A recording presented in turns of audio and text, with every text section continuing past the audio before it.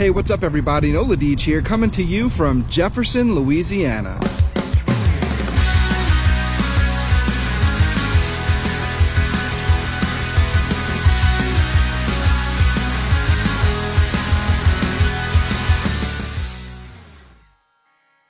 So in a previous video, I came out here to take a look at this old steam locomotive, but I wasn't able to get in because it was all locked up behind this fence. Happy Friday, everybody. So on the other side of this fence is a train that I've actually documented before, but this time I get to go on the other side of the fence. After posting that video, I was contacted by a volunteer with the Louisiana Steam Train Association by the name of LJ. LJ invited me out here to meet him and a man by the name of Bill Morris to give me a proper tour of the steam locomotive. The Louisiana Steam Train Association is a nonprofit run by volunteers. Specifically, they aim to educate the public about steam railroading featuring this particular steam locomotive, the Southern Pacific 745.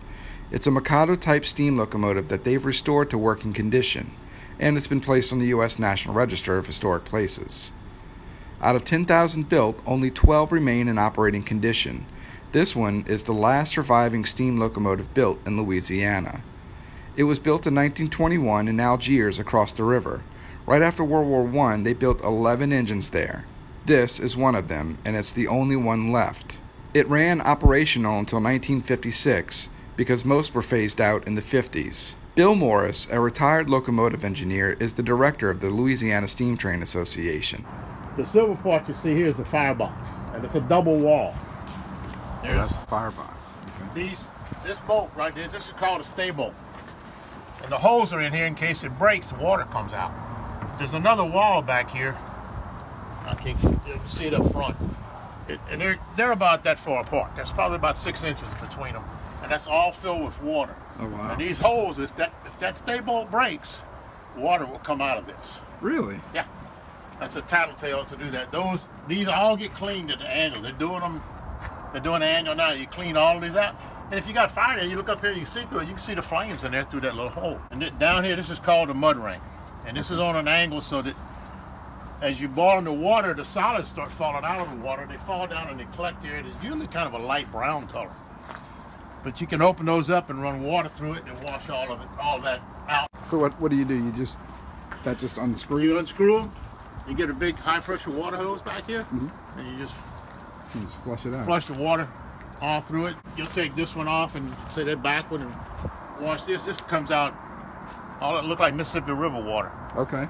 And then it'll run clear. Once it runs clear, that side's done. Is there ever an issue with like rust? There's an answer to that question. It's a constant. Wow. It's kind of a constant battle for corrosion. Yeah. You know, and that'll all get cleaned up and painted over. Now, if you actually look underneath here, you can actually see the double wall pretty much in the front. And then you can also see the burner back there, which let the oil into the firebox, and she uses steam to shoot the oil in. Oh wow! That burner, it will fill this firebox full of fire if you put enough oil to it. Yeah. And when it's running and working, that firebox is full of fire. On the top is the crown sheet. The inner layer be up that way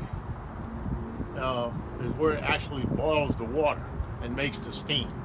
Okay. All right, and then the steam's on top, and ideally somewhere around half of that boiler will be full of water, and the top half will be full of steam.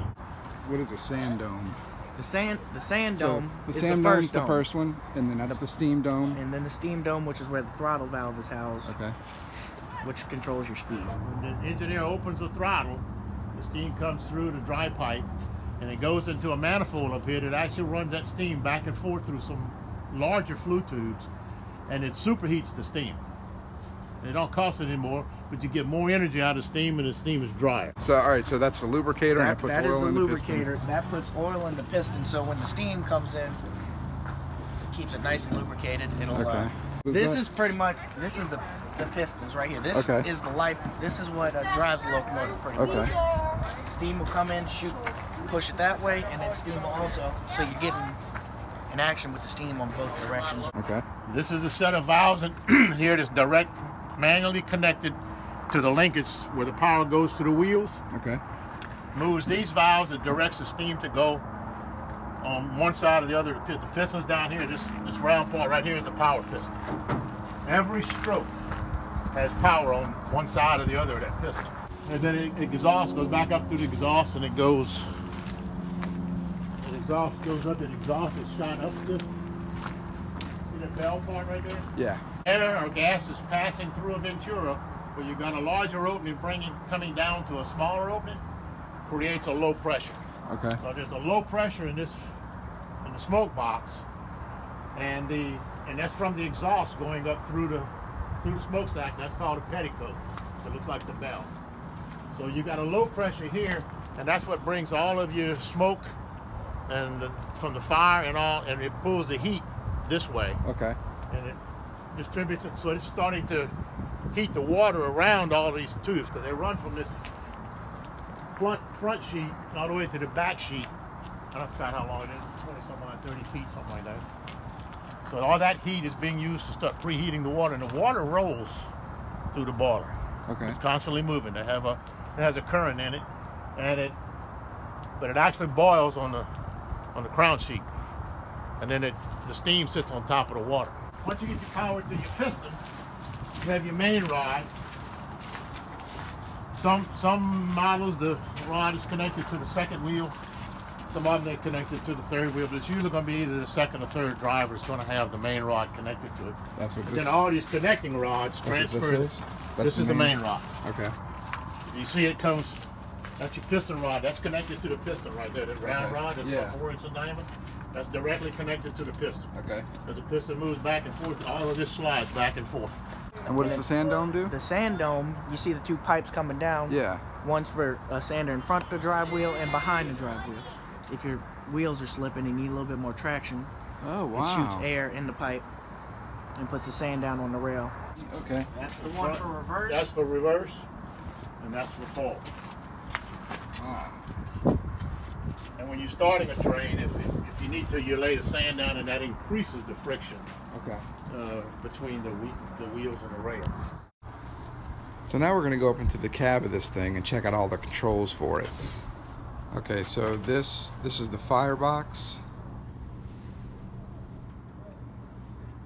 Okay, I see the other side of all those holes. Mm-hmm. All the tubes and the flues. And then you can see the burner down there centered at the bottom. That's pretty neat, man. Now the fireman side is pretty much pulled apart right now. We're doing a little maintenance on some of the stay bolts, but usually you have the fireman's manifold, which has the control for the blower, the atomizer, the oil heater, and this is the oil valve right here. That's the oil valve. That controls the amount of oil coming from your tender, your fuel bunker, through a fuel line that brings it to the burner, and then your atomizer would shoot the steam to atomize the oil, shoot it across the firebox. Wow. This is what cuts the steam off to the manifold, because when this engine's cold, you got to start it on compressed air. Okay.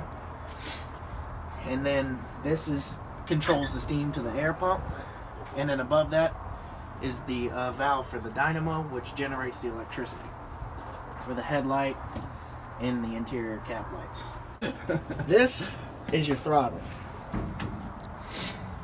And then when you that's go, controlled by that arm right there. Okay. yes, and then you have the reverser down low on the side of the boiler, which is that red handle on the side. I got you. And this is pretty much where the crown sheet is, right here. Okay. That's where the oil is stored, and the cylindrical part beneath it is the water. Okay. I believe we hold about 38 to 4,000 gallons of oil and 10,000 gallons of water. Well, that about does it. I want to thank LJ and Bill and the rest of the people at Louisiana Steam Training Association for taking me on a little tour of this place and the trains and all that. Those guys were great, full of information. Thanks, guys. I really appreciate it. You can check them out on their website, lasta.org. They survive off of donations, which allows them to continue to maintain and restore the trains and run them for special events. So thanks for watching. I hope you enjoyed a little lanyap from this Houdat, and I go pass a good time.